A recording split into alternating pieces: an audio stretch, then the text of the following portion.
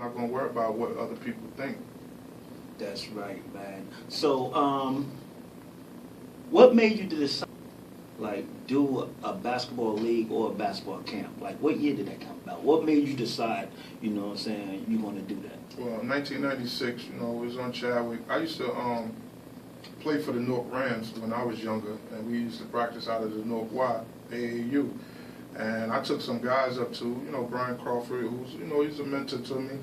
And I took some kids up there, and some of the kids didn't make the team, you know. They didn't have the money to pay, or they just wasn't good enough to be on the team. So I thought they were good enough. So when I got back to Chadwick, I had spoke to my good friend Lamar, and I was like, you know, I want to start my own program. And he was like, well, just go do this and do that, because at the time he was doing the music stuff, so he knew about the paperwork and stuff. So I just started, you know, I started the Zoo Crew basketball program, Zoo Crew youth program with the kids in the neighborhood of Clinton Avenue, Chadwick, Seymour. And we started with like 12 kids, man. I'm talking about 12 of the hardest kids in that community. And they bought into what I was doing, and it worked from there, man. You know what I'm saying?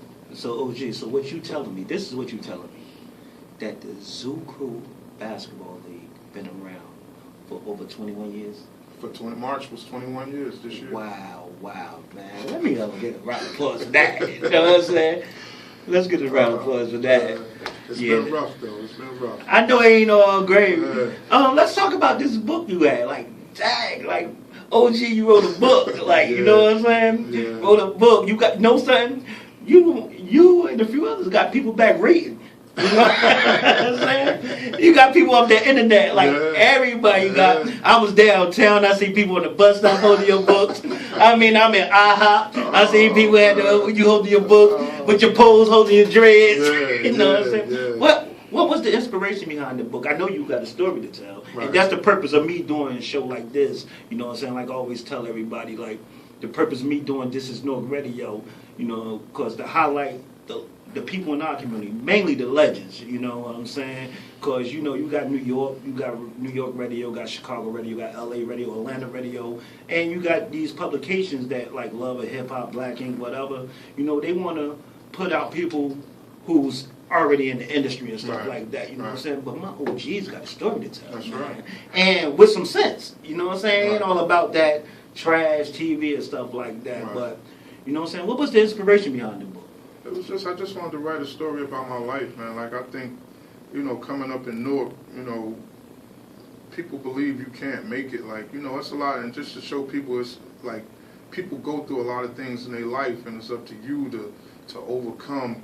You know, we all get obstacles put in front of us, man. It's up to you to how you going to bounce back from that obstacle. You know what I'm saying? So, I just wanted to put out a book and just show people, like, the steps it takes to survive in the city, man, when you don't really have much. Like, people say everybody got the same chances. I don't believe that, man. If I grew up in the projects and my family poor, I don't have no father, and this person growing up with two parents in the house and they got food and parents working, they life different than mine.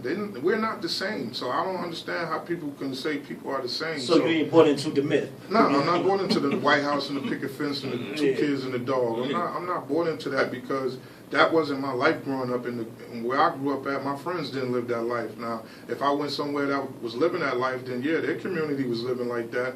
But it's not like that in my community, so my struggles is different. So don't tell me we going through the same things, because we're not. And don't tell me these kids going through the same things as these kids up in Milburn and Chatham and wherever they got these big houses, because they're not. Their lives are much different, and they got bigger obstacles than those kids have to face, man. So I just wanted to put a book out there to show people that you can, you know, you can come through this madness and do something positive. I mean, I'm not rich or nothing. I'm still in the community. I'm still struggling just like everybody else.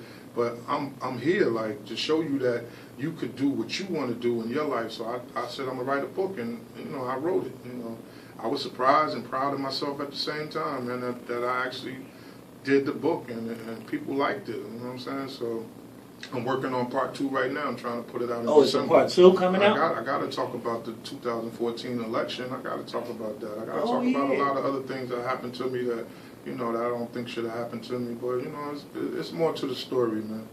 So, yeah. So, the 2014 election, let's touch on that a little bit. You ran for councilman at large? Or Central Ward. Central Ward councilman. The ward I grew up in and I currently reside in, I work in, my store's in. You know, my league is in Central Ward, some parts in the North Ward, so I'm still heavy in the Central Ward, and still heavy.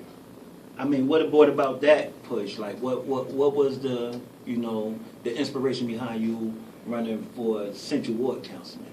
Because, you know, you say you had the basketball league already, and you know what I'm saying. So what made you decide to say, I'm going to take a shot at it? At that time, I was just getting tired, man. My man Malik, who works with me closely, like my right hand. Strong shout out to Malik Jones. Yeah, he was telling me, you know, in 2010, yo, you should run. I said, nah, Malik, that's not what I want to do. I'm not beat, blah, blah, blah, blah. So 2014 rolled around, and I was, you know, I was kind of fed up, man. I feel as though the resources are being hidden, man. Like, the resources that we need in the community, like, it don't get put in the community, man. So I felt as though if I got into, you know, City Hall and I could see what's going on, like, you know, I'm a hands-on dude, and all the stuff that come through there, I could push it back out in the community. Because I don't think people be putting the stuff in the community. They put what they want you to know. Like, a lot of the good stuff they give to their own people, man. That's close to them, and I don't think that's right, man. I think people that deserve things, or that's in people that have the credentials to do certain things, I think those are the people that should get the job. If you my friend, I got to put you somewhere where you could, you know, the type of work you could do. And I'm not just going to give you a job because you're my friend. Because if you're not doing the job right, then you don't make me look good. So I need people in place that's going to make the job look good, so I look good at the same time.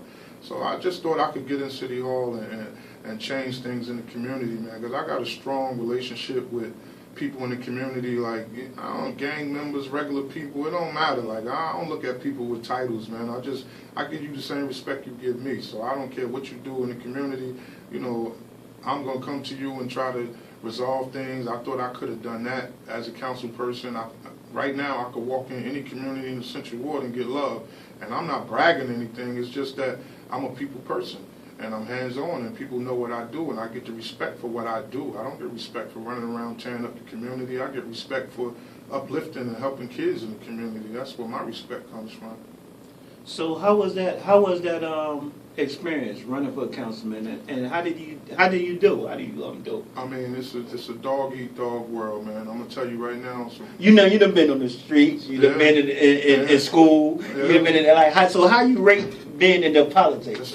It's worse than the streets, man. It's worse than the streets, and you know you can't do things like in the streets. If you cross somebody, most likely you're gonna have a problem. Politics, you cross somebody, they lose friends. They don't even care. And on top of that, you can't do nothing to them, because if you do something to a politician, you know, you're going to jail. Yeah. So, and they know that. So they use that to their advantage. But it's just crazy, man. I mean, I'm running and people telling me you can't help the people. Why you running? And I'm like, I can't help the people. Why all these people running? Like, something not right. You telling me I can't help the people, but it's 30 people running for elected office. Like, what are they running for? What's in City Hall so bad that you telling me that I can't help the people? So what are they doing when they get in there? You know what I'm saying? Because they're not helping the people. I mean, they help who they want to help, but I don't think they're helping the people. And I ain't had no political experience. I had no money. I had no mailers. We didn't get in one single senior citizen building, and there's about 20 senior citizen buildings in Central Ward. I came in third. I lost to Darren Sharif, who at the time was the current council person, and Gail Cheneyfield. Darren Sharif was the incumbent. He was the incumbent, and Gail Cheneyfield, who was a council person before, ran also, and she came in second, and I was third. It was 8 people in the race, and I came in third. And the Central Ward Democratic chairperson, who ran on Shabbat Jeffrey's ticket, got 800 less votes than I did. You know what I'm saying? I beat him by 800 votes, and he was the Central Ward Democratic chairperson. And that camp had a war chest of millions. Yeah, they had millions of dollars, and he got 800 less votes than me.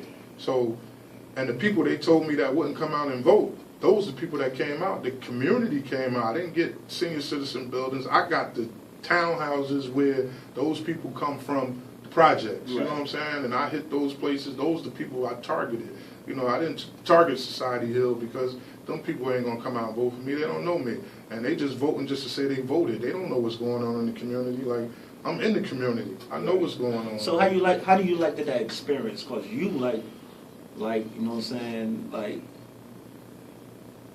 probably one of the few people from the neighborhood that did took on a challenge like that. I mean, I love the experience, but you know, it wasn't, and I'm not even gonna, it wasn't me as a person, like, Okay. because you gotta, you know people doing wrong, like, and you gotta stand there and act like you like them. And I can't do that. Like, if I'm not feeling you, I really don't want to be around you. So you know, in politics, you gotta fake a lot of things, man, and that's just the game. And, I mean, I'm not saying I won't run again, but that I'm not really into that game, man. Because if me and you cool, and you run with whoever, and then I run with this person, and now we don't like each other because you taking that person's side, I'm taking this person. We wasn't really cool. So that's what I'm about to say. Where we from, that wasn't even your man. Your man gonna be your man, like no matter what. Regardless. No matter what. Who you with, you could be on the moon. You know what I'm saying? That's my man. But when you sprinkling dollars in people's face, and people want, you know, people want to be in for 4 years to get those nice salaries, and you know, a council person is a part-time job. You know, I can still work at Central and be a council person, so I can have 2 jobs. Like, it's a part-time job, but it's full-time salary with a car. You know what I'm saying? So I don't know where they came up with that at, but they don't even do part-time work. You know what I'm saying? Like, you ain't in there full-time, you in there part-time, and you don't even do part-time work. Like, that's, I can't figure that out. I mean, it's crazy. It's like stealing money, man. Well, I guess that been on the book since the old Italians and the old Jews that knew since these guys would know. Yeah. Let's talk a little sports. The NBA draft, this past draft. What's your take? I mean, I'm not even a real big NBA fan now. You know, I freak with the Warriors just because they're exciting, and you know, I just wanted the Warriors just to win, just because. But I think the NBA is watered down now. It's turned into entertainment. It's not real basketball, and it's trickling down all the way to not so much college, but high school. You know, because they watch NBA. They don't watch college players play. They rather watch the NBA. So I think it's entertainment now. It's about money, which I'm not mad because it's a business, but you know, I'm just not really big. I don't really watch the NBA to the playoffs, man. Like, you know what I'm saying? Like, so you don't see no young guys coming out in the draft that was in the past draft making a difference? No, I like Tatum, man. I like the kid from Duke. I like Tatum. I like Ball. I think he's a true point guard. People talking about his debut yesterday. He was 2 for 15 from the field. His first NBA game. Shoot, if it was my first NBA game, I'm sure I'd be nervous too, no matter how much basketball I play. It's a lot of pressure on my back. Right. You know what I'm saying? So I like him. I like the kid. I like the kid Fox. You know, I think he's a jock, but you know that he'll fit well in the NBA. But you know, I'm not really big on the NBA. I'm a Sixer fan. We got the #1 pick, but we done had the top 5 pick the last 5 years. We ain't done nothing with it. So why they ain't pick Ball? He wasn't gonna sign? Nah, I think, you know, it's about marketing. You know, Ball from California, he with the Lakers, you know, Showtime. So I think it's about money with that. So when you say you don't like the way basketball, what was your, let me ask you this question, I always ask you stuff. What was your, you laughing because you know, these are conversations. What was your best era of basketball? My best ever? Give me your best era of basketball. Y'all hearing it first from OG. Oh, you're talking about the NBA? The era. Of NBA, oh, definitely the 80s. I mean, it could be NBA or college, you know what I'm saying? Well, college was rocking in the 80s too, because everybody was doing 3 and 4 years. They wasn't leaving in 1 and 2 years. But the era with Dr. J and Larry Bird, and you know, remember them games coming on Sundays, and Milwaukee Bucks, and you know, Marcus Johnson, Sidney Markgrave. I thought those dudes, they was playing. Like, it wasn't about, I mean, they was getting paid, but they loved playing the game. And Isaiah Thomas and Magic Johnson, that little 80s, and maybe, I think basketball started fading out about 99, 2000, but before that, Jokers was balling, man. Like, ain't none of that flying through the lane, and you think you just gonna keep coming in here like, nah. Karl Malone had something for you. Karl Malone, Barkley, you know, Bill Pat Ewing and them had something for you. Oakley and Mason, like, that was basketball. People say, oh, that ain't basketball, you're trying to hurt somebody. Nah, man, you gotta respect the game. And there's no more respect in the game, man. Everybody crybabies and prima donnas. I mean, I don't know what type of profanity I could use, but no, just keep